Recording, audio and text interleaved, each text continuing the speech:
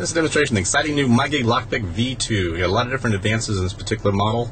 I'm going to go through them step by step here. We're going to begin the demonstration with a non-nav radio, and then we'll finish it off with a nav radio. Also, all these functions that you're seeing here are going to be the same ones you can do if you're upgrading to a MYGIG radio in a car that didn't have one right now, or if you're going to take a MYGIG radio and put it into an earlier model Chrysler, where before the MYGIG was available. We have adapters for those, but all the functions you see in this video are the same ones you'll be able to do with the earlier model Chrysler, and of course all the MYGIG radios that are currently out right now. Okay, we'll begin the demonstration. The vehicle's in park right now. I'm going to go ahead and bring it into drive. And the first thing you notice on the V2 now is that the view video button is available without any button presses. That's the default setting. You can also switch that and change it so that you have to make a button press if you desire that for your particular installation. But the way it'll work now is you'll have the view video button ready to go right off the bat without having to press any buttons whatsoever. I'll go ahead and demonstrate how you turn that function off. Reaching up here, I'll hit the Uconnect button. This particular radio does not have Uconnect activated in it, but with the Lockpick in place, those buttons will automatically become active and able to be used for aftermarket Bluetooth kits or to change default settings as we see here. So now what we see is the view video button is off. If I double press the power button, it'll turn it back on again. And this is while in drive. And to turn it back off again, that'll remove that function from it. So what you can see is you can have an automatic function or you can have a manual function, whichever way you want to do it. I'm going to go ahead and turn the automatic back on. Press and hold the Uconnect button. And that'll turn the view video button on. Now it's available while in park or in drive automatically. Now, this particular vehicle, we also have the factory camera in place. And on the front of the vehicle, we've outfitted it with a front camera. These are the small miniature ones that we have available on the website. You could have that one in the front or in the back. Either way, the cameras are universal for either application. Now, as soon as the Lockpick is installed, the rear view camera is going to be active on it, meaning that if you put the car into reverse, the screen's going to blank and look for a rear view camera. In this case here, so we've already got a factory rear view camera, so you can see it fully supports a factory rear view camera. But if you're going to add one aftermarket, it's ready to go right out of the box. You don't have to change anything for it. The unit does have the ability to turn that function off automatically. So if you don't want to add a rear view camera, you're not going to have one in your application. Once again, all you can do is just take the Uconnect button. While you're in reverse, just hold it. And what it'll do is turn off that rear view camera, like so. So now when I put the car into park, I'll come back into reverse again. You'll see that's turned off. If you decide later that you do want to add a rear view camera, it's very simple. Once again, just place the vehicle into reverse. Take that Uconnect button and hold it in. And this will again reactivate the rear view function automatically whenever you're in reverse. Boom. So now we're ready to go for our camera. Anytime the vehicle is placed in reverse, it'll bring that view back up again. Another function, of course, built into the Lockpick is the ability to turn that camera on at any time. So right now we're on AM or FM or SAT. It really makes no difference now. The V2 version allows you to turn on the rear view camera at any time you want to. So I'll go ahead and double press this Uconnect button. And what that'll do is turn on the rear view camera. And that'll operate while in motion, while in driving. I mentioned earlier that there was also a front camera on this vehicle. I can go ahead and demonstrate that function right now. I have the rear view camera activated. And we're moving. I'm in drive. I'm going to go ahead and double press this power button. What that's going to do is switch to our front cam. And as you can see, that's the front camera that we have on the vehicle. Now it's activated. You can turn it on anytime you want to and see the front view. While in motion, any mode of the radio, makes no difference what you're on, AM, FM, SAT, disc, DVD, anything like that. You can always turn on the rear or the front camera at any time. Now there's another feature built into the V2 version of the Lockpick, and that's the ability to have this front camera come on automatically. I'm going to go ahead and turn that function off.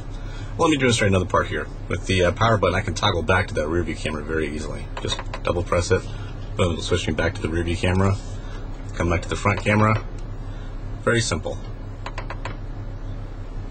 Or I can turn all of them off just by pushing the Uconnect button 2 times again. Switch me back to the regular radio. The new MYGIG version, V2, also has the ability to take this front camera and do extra things with it, and that includes turning it on automatically, just as we do with the rear view camera. What it'll do is turn on at low speeds and aid in parking. Makes a huge difference. And this is actually a really neat feature. I'll demonstrate how that's activated. Right now we're in drive. I'll go ahead and turn this function on by bringing up the rear camera, and then turning on that front camera manually. Now I'm going to tell it that I want some automatic action with it. I'm going to go ahead and take this Uconnect button and hold it down for 7 seconds.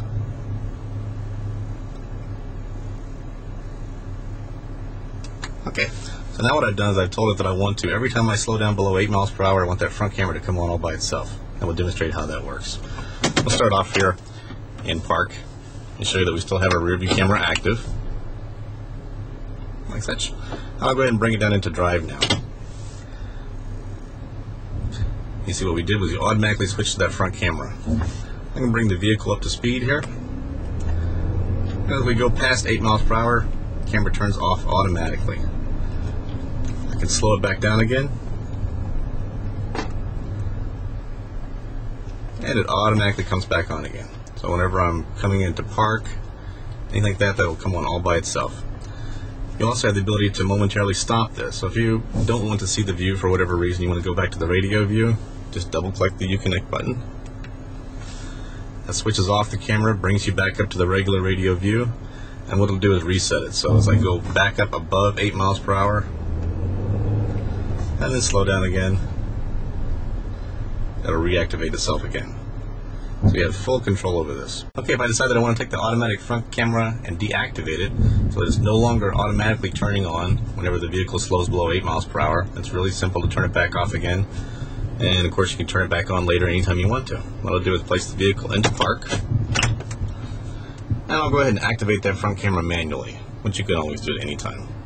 Turn on the rear camera, and then toggle over to that front camera. Now what I'm going to do is tell him that I don't want him to come on at slow speed. So I'll take this Uconnect button, hold it down. That's going to deactivate the automatic camera function. So now when I place the vehicle into drive, I'm below 8 miles per hour obviously, the camera has been turned off. Anytime I want to though, I can still manually turn on the camera, activate that camera, and then toggle over to the front one. As you can see, it's always available.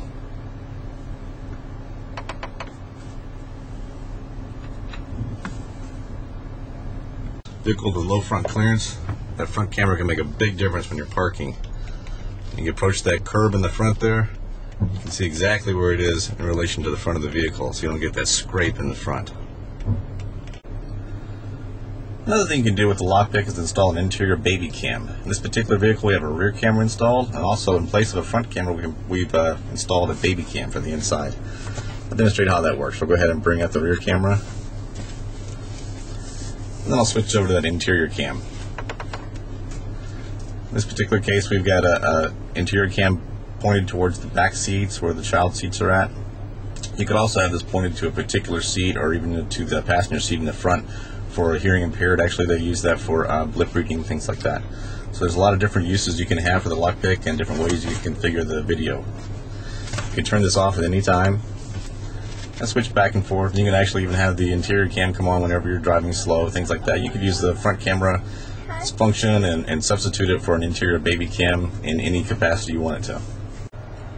A popular feature of the MYGIG Lockpick is the VES unlocking.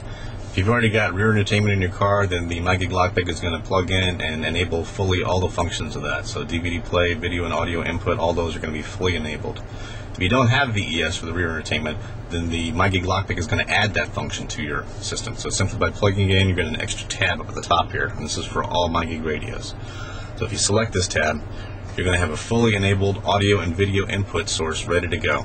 There's an optional cable available that has all these connectors on there for video inputs and audio inputs, as well as video and audio outputs for headrests and camera inputs. Those are all available right there in that one harness. This multimedia source is going to be fully enabled, so there's a view video button ready to go. We have an iPhone, iPod playing right now. All these functions will be fully available and ready to go while in motion. I'm going to complete the demonstration of the MYGIG Lockpick V2 with a navigation radio in place. One of the popular features of the MYGIG Lockpick is the ability to enable address input while in motion. Right now the vehicle is in motion. I'll go ahead and demonstrate these features by bringing up new destination, street address. And typically at this time the screen would be locked out. With the MYGIG Lockpicks in place, the address input is fully enabled, and also the map is still in motion. So you don't lose any features by enabling this. It's fully automatic as soon as you plug in the Lockpick.